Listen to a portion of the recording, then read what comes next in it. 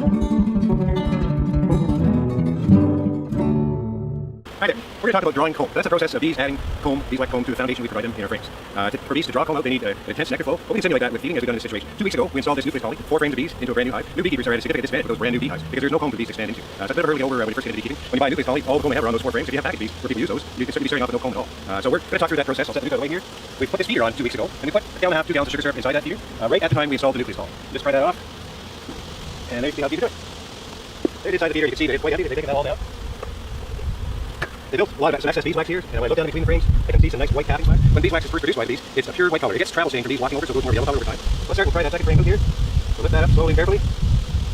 And they haven't done anything on this side, but the frame is quite heavy because they have completely built comb on this side. You can see that beautiful white beeswax there, and all the perfect comb that they built. It's nice and flat, which is exactly what we're looking for. And what do we have inside here? A bit of pollen, nectar, and some sealed honey. So that's a thing of beauty. We'll go over here, take this frame out, a lot more brand new comb on there. They've been able to raise fruit and cap it over within that 2 week period. So they obviously got weight on it and built this comb right away. Queen got laying on it. We've already got a beautiful pattern of capped fruit on that new frame.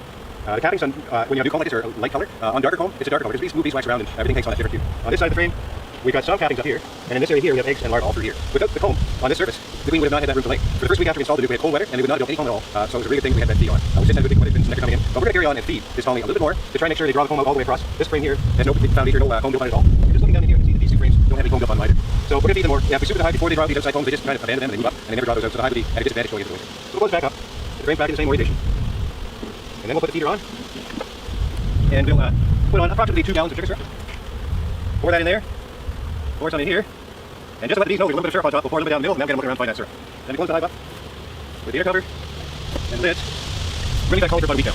We're back after a week. We are going to check to see how the feeder is doing at drawing comb out in the brood chamber. So we'll get the feeder out first. Oh, I can feel there's no weight at all there. So that syrup is down. And we'll have a look. Looks like good. They're looking down in. I can see more comb being built on these frames here than was there before. So we'll pull the frame or 2 out and have a look. Oh, there's a lot of weight there. So they've definitely got that sugar syrup stored away in the new comb they've been building. Lots of sugar syrup in here, capped over. Eggs down in the open area here. Beautiful drawn comb on this side. So set that frame aside and look at the very outside. I doubt that they've got a lot on there. Oh, they do have one side about 3/4 built and nothing on the other side. We're going to fix that. What we're going to do is we're going to put this frame in now on the outside. And I'll make sure to put the chunk of comb that had eggs on it towards the middle of the box on this side.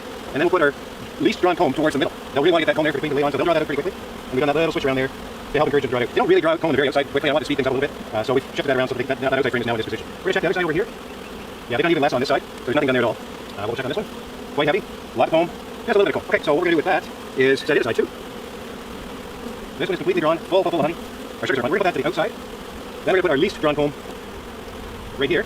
Get over now, closer where these really want to build comb for the queen to lay eggs on. It's nice and warm right now, so we don't need to worry about splitting these moving frames over like that. We'll now put this sheet here towards that, and we've got the drawn side on the far side there. We're just working that undrawn comb over more towards the middle. We're going to be working on. We're not going to feed them anymore. We're done with feeding. We have white Dutch clovers in bloom now, and when that comes in bloom in our jurisdiction, that means to start the major nectar flows on. We've got some good warm weather, even some hot weather in the forecast, so we know we're going to have good nectar flow coming along. So we're going to give this hive to super and let them carry on building comb on their own from there. So we'll get some of the bees out of the way. So when we put the queen excluder on, we're not switching them. Set the queen excluder on. I think the queen excluder is one of the most valuable tools that a beekeeper can have. We can keep our brood comb separate from our honeycomb, which is a really ideal thing to be doing. We've got a box here now with brand new frames in them. We're going to be putting that on. Now when you're a new beekeeper and you're dealing with a situation where you have no new comb, you pretty much have to put a full super foundation on the hive. You don't have drawn comb to work with. Later we'll show you what to do when you do have a little bit of drawn comb and you want to get more done. But we're going to let the bees do this. This is actually beeswax foundation in wooden frames. These are preferred a little bit to the plastic, so we'll let them go to town, collect some nectar, and we'll come back later and see how they're doing building the comb out in the honey suit. Here we are back 2.5 weeks later. We've had some fantastic weather. Lots of nectar coming in because it's been really nice and warm. The plants are just gushing with nectar while it's nice and warm like that. So let's see what these have done to all that fresh nectar. We'll go down to the fruit chamber first. Get the honey suit out of the way. Oh, wow, there's some weight there. That's great. So we obviously comb full honey in that one. So let's see what they've done with those foundation frames that weren't drawn out last time. So we're going to look at this frame here and that frame here. They had the least amount of comb on them. We'll try this one out first. Just looking down in, I can see that it's nicely drawn out. It's very heavy, so it's full. And in looking at that frame, I see honey along the top here, and this beautiful sheet of pupa with all that nice brown capping over the top of the pupa there. Lots of new bees coming along there. Same thing on this side, more honey, a little less pupa. And then just looking down in, I can see that this frame is completely drawn out on both sides. So now we have a brood chamber full of comb available for the bees to use for raising young and for their storing honey. So let's have a look at the honey suit. Oh, awesome. There's a lot of white comb almost all the way across. We're going to look at the middle frame first. When bees come up into the super, they work on the middle combs first, draw them out, and then work their way in either direction there towards the sides. So that frame is full of comb, full of honey, lots of weight to it there. And this one I can see is just a foundation, so they haven't yet got building comb on that. But we're going to move it over just like we did in the brood chamber. So we'll shuffle that frame over, gets drawn, and this one's drawn full of honey. We're going to put that foundation frame in there, so the bees build comb on it right away. Looking at this frame on the other side, it's already completely drawn, so there's nothing to do on that side. We'll just leave it the way it is. That side's ready for the super, so we'll grab the super. Same thing, all foundation. I like the top super. We'll put the super on top of the already full one here, rather than underneath. And the reason for that is that lets the bees completely finish this, cap it, ripen it, so on before they move up into another box. But we'll just keep adding more boxes as they need that for honey storage. So that's it for building comb for the first year.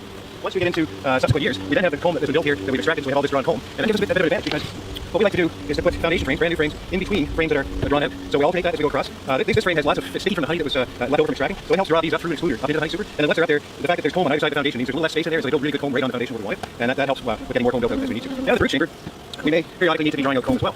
If we're making a split, we need to add more frames to go into the brood chamber, or if we're replacing old comb or broken frames, we'd be putting foundation frames into the brood chamber. So what we do is put those in the second position here, and then as the season progresses, if they haven't drawn that comb out, just like we did earlier, we'll shift those over more towards the middle to get the bees to build comb. Where they want to raise brood, they'll definitely build comb.